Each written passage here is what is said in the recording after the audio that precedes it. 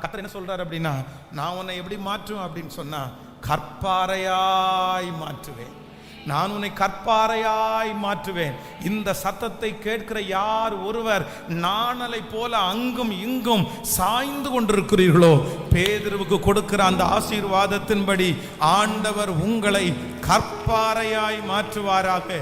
இந்த கல்லின் மேல் மோதுகிறவன் நொறுங்கி போவான்.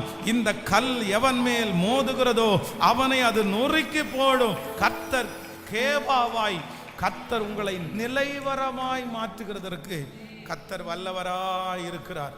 எது வந்தாலும் ஒரு ஆண்டவருடைய பிள்ளைக்கு தேவை என்ன அப்படின்னு சொன்னா, அந்த இடத்துல என்னவா இருக்கணும் அப்படின்னு சொன்னா, சத்தமா சொல்லுங்களேன், நிலையா நிற்கணும். ஆரம்பத்தில் சிலருடைய குடும்ப வாழ்க்கை உங்களுக்கு எப்படி தெரியும் அப்படின்னா, இந்த குடும்ப வாழ்க்கையை வச்சு நான் எப்படி காலத்தை தாண்டுவேன், நான் எப்படி வாழுவேன் அப்படின்னு தோணும்.